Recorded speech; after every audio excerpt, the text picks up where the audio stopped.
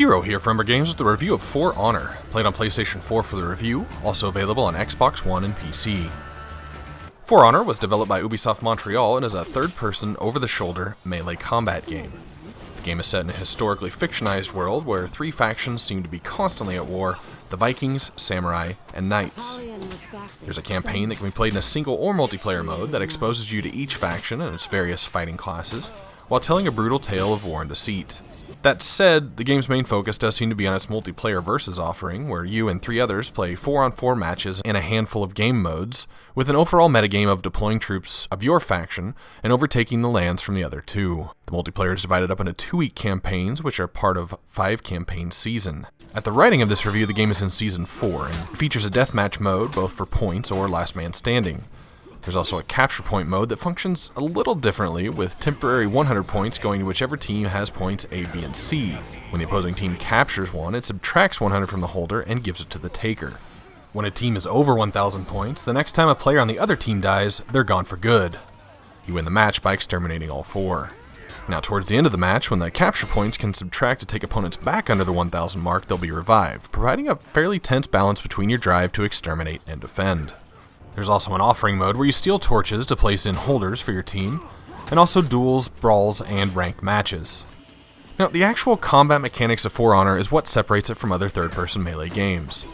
Each character class has a unique weapon and therefore varying speed and power. You have a light attack and a heavy attack mapped to R1 and R2 respectively. While there are some piddly AI soldiers that fill the battlefields to make the scenes feel a bit more epic, you can only lock on to the more elite soldiers or player characters. While locked on, you can use the right stick to choose which of 3 directions to hold your weapon, up, left, or right. While in that position, if you're attacked by the enemy from the matching direction, you'll do a simple block. If you can manage to send a heavy attack from that direction while the enemy swings, you can perform a parry and stun the attacker, creating an opening for a counter.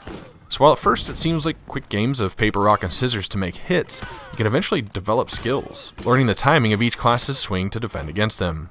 Some classes seem to be able to change directions in the middle of combos, and here's where I'll take a minute to admit I didn't take the time to fully delve into a class and actually get really good at the game.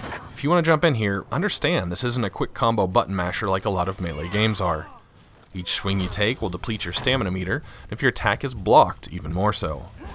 When the little stamina bar is fully depleted, your screen will go a bit darker and you won't be able to run or attack for a few seconds while it fills back up. It's pretty easy to get frustrated in early game, particularly against AI opponents where it feels like they're able to read your inputs and change things up during the animation, constantly blocking you. There's also a revenge meter that fills up for various reasons during a match, and when the bar is full you can initiate it, giving various boosts to your characters based on skills and stats.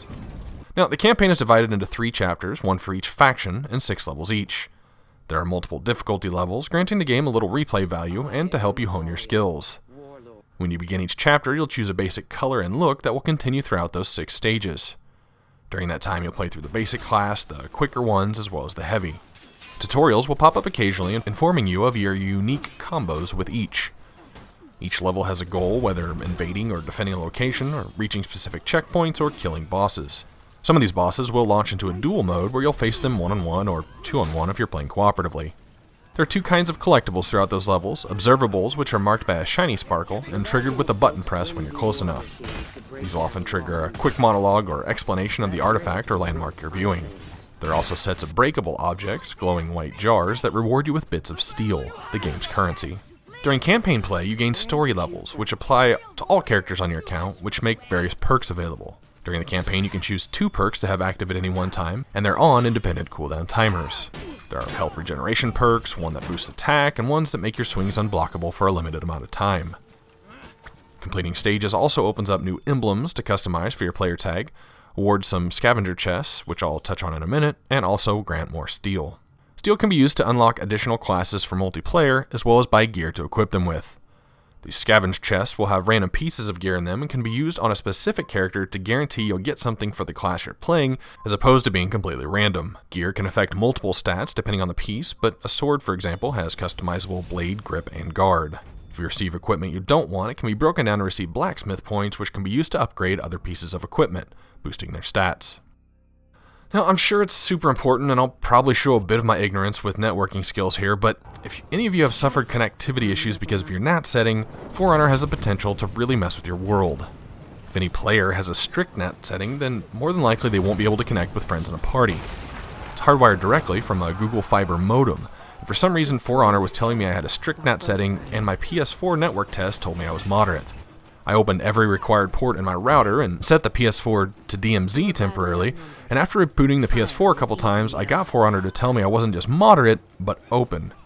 After that session, I set everything back to how it was. Next time I played, I didn't do any of that, and For Honor was still telling me my NAT was open, even though PS4 still said moderate. So, your mileage may vary here, but just putting it out there. Graphically, some of the environments are really impressive in For Honor. I found myself particularly in awe during some of the samurai maps. The armor, weapon, and character designs vary greatly, and some of the armor pieces are pretty remarkable.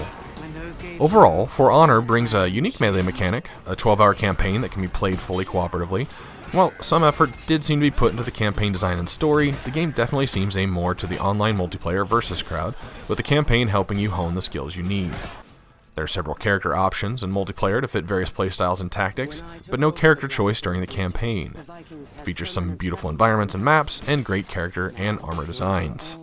Rated as a third-person hack-and-slash game, For Honor hits a 71 out of 100 on a true 1 to 100 scale, with 50 being an average game. This is Jiro for Umbra Games. Thanks for watching. As always, please feel free to subscribe to the channel for notifications and new videos, or you can follow me on Twitter @Umbra Games.